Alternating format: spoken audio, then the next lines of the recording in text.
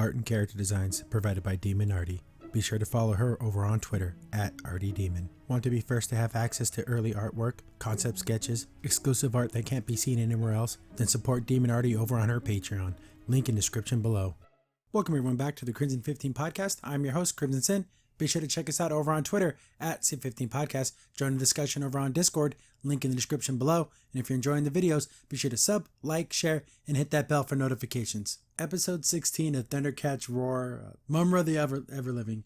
And I don't think this is based off of any episode. And I think there's some callbacks to some of the items that he has, but I'm too tired to even look at these things. And I'm sure they are because they always got to crap on the original somehow. This episode is it's pretty bad. It's the way they solve how they win the day at the end is it's ridiculous. Not in a funny good way, just in a would it be funny if like they could use the evil power?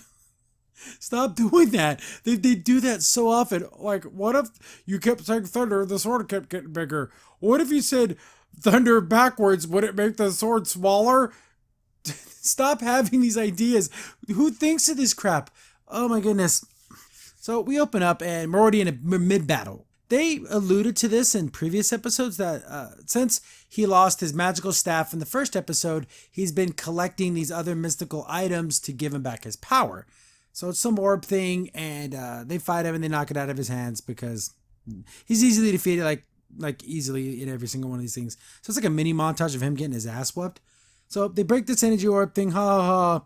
Don't worry, Thundercats. I have another plan. The next day, he has a staff of something. They just go in there and they just knock it out. Chitaris knocks it out of his hands. Chitaris looking extra lumpy right here. Almost pregnant. What's with the big belly? Anyways, she breaks his staff because she can just do it easily. And they just laugh at him and they leave. I have another plan. He has the crown or something and it looks just like a Burger King, a kids club crown. And this time, the Wily Kit and Wily Cat knock it off his head. Actually, I think it was just Wily Kit. How pathetic is that? He lost to Wily Kit. And haha, we beat you. I have another plan. And then he's just like listening to something on a cassette tape. If this is for kids, like young kids, do they have any idea what a cassette tape even is? Let alone like a Walkman? So he's like, I need to relax. These Thundercats are too much. So he's like big mummer again. I'm like, so how did that happen? He starts to listen to music just to relax, and then Tiger just like smashes it. That was kind of funny because it's so quick and it was unnecessary. And he's like, dude, that was just a regular Walkman. That wasn't like my mystical item. And they're like, oh, we got to find the mystical item. Let's trash this place. So they go around and start destroying everything. This has been the solution to almost every episode. Destroy everything in the room. It wasn't funny the first time. And this is probably the 16 episodes, probably the 14th time in an episode where they just go destroy everything. And that's like the joke. Okay, so they're breaking everything, and then I didn't think it was possible. It's disfigured, it's lumpy as all hell, but we got some woman ass.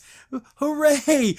We will have the multitudes of man ass in this episode, but we actually got girl butt. I can't believe it. It's weird looking, but it's there. So she smashes his vending machine because that's another thing. They keep like breaking vending machines. What's the deal with that? So they find I guess it's some vase or whatever, and that's the mystical thing. And I can't believe this. It's really disgusting. Mummer has his little skirt thing, and I don't want to think about Mummer wearing underwear or anything, but apparently he doesn't. He's going commando. They break the thing. They push it over. He goes to catch it. He falls over, and we get complete bare Mumra ass.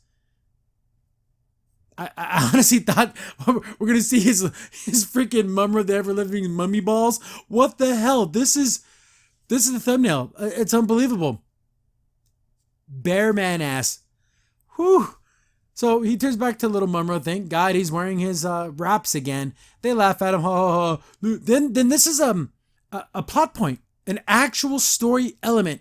They all start making fun of Mumm. And look at me. I'm Mumm. And they're like, not doing good impersonations. They're just doing like little kid impersonations. But everyone's doing it. And then everyone takes their turns. And you get faces like this. And faces like this. And then we got Wily Cat pointing to his butt because That's what young boys do. And look at the CN logo. It couldn't possibly be in a better position. This is exactly what Cartoon Network is telling the audience. This is our ass. Take it. Everyone's making fun of him, and then Tiger tries to make fun of him, and he doesn't do a good job, but none of them are doing a good job. They all suck. And then they're like, what's that? Is that a bearable? Like, they don't get that he's trying to be Mumra, and it's... Again, they're always crapping on Tigra. Even though he's trying to be silly and stupid like them, they don't even accept him when he's doing that. So they're like, okay, whatever. Oh, it's okay, Tigra. You don't have to be good at impressions, but all you guys are. But they were just as bad. I don't get it. Couldn't they have done better? Like even make it where their voices sound like him or something? No, they're just as awful as Tigra was. But so they just walk out of there. Murmur's like picking up the broken pieces and stuff, and then he notices that one of the statues, that the big totems, the evil spirits have, he unplugged it. They run on electricity. So he plugs it back in, and they power back up. Mumra. And they just have like normal people voices. Well, why did you unplug us? And he's like, what? I thought you guys abandoned me, and I didn't know that you were unplugged. Yeah, you unplugged me for 1,000 years. And I guess they can give back his powers. Like originally cartoon, he would just do his magical incantation and then they bring back, ancient power, ancient evil powers, take this decaying body and transform me into Mumra the Ever-Living. So he has to just say that and he gets his powers back like he should. So he doesn't remember the words, so they tell him the words, he says them, and then he turns back into Mumra. I'm like, okay, cool. Now he's big, powerful Mumra. So, and they tell him, oh yeah, you got all kinds of other powers. So he can go into people's dreams, he can body transfer, he can confuse you. So he has all these magic powers and these abilities. So he's going to go get the Thundercats. And this whole next, besides the whole where they keep making fun of him, oh look at me, I'm Mumra, and they get faces like this. And then of course Tigra tries to do it again, and they all just say, oh, time for bed. They just hate the guy. They absolutely hate the guy. So they're all getting tired and they're going off to bed. And then we get these weird, we kind of get a Freddy Krueger-esque kind of thing here. Because the world starts getting, we get a visual blur. So I'm assuming this is where Mumra is using his magic to get into their dreams or to confuse them or cause illusions. They don't explain it, but I guess that's what's happening. So everyone's walking off, and then we get some horrific scale here. You can blame it on Mumra's confusing ray thingy, but look at Chitara. Look at the doors. She walks into the door, but she has to duck down. What is she, 15 feet tall? They just don't care. Everyone's going to sleep now. I guess Panther literally sleeps in the garage. Okay. But he's all like sleepy and everything, and he sees another Panther, and of course it's Mumra. Oh, hey Panther, you're a terrible inventor, and you're gonna make some you know what terrible inventors do? They make terrible machines. And we get a pretty cool sequence here. It's animated good, not amazing, just a 7 out of 10. So the Thunder takes itself apart and it rebuilds itself like it's this big giant like mecha thingy. If the Thunder Tank didn't have the cutesy cat face, and it should have been more scary, but this is actually pretty cool. It starts to attack Panther. He's jumping around and dodging. Again, the animation is better, and it ends up shooting out a hook and pulling him in, and then it like eats him. Pretty cool nightmare stuff. Again, anybody who does art or animation, this hallway perspective, it's insane. I can't believe that they looked at this and they were okay with it.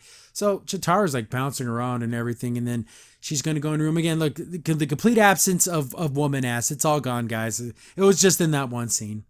But of course, we have evil Mumra saying, oh, hey, Chitara, you think you're pretty fast. Tag your head. Then he like totally boobs her boob. He cops a Phil. I'll give Mumra that. So he starts to run away, and we get another pretty cool scene here. Cool Nightmare on Elm Street-esque nightmare scene. He's outrunning her and everything, and they're running through the tunnels of the cat lair, and pretty cool. And they end up kind of launching out of the mouth, and she's up in the sky, and then he turns into a big mouth and he chomps down on her. Kind of cool. It's a pretty decent sequence.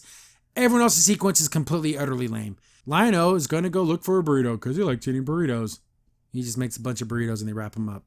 A pretty downgrade from the last two little things.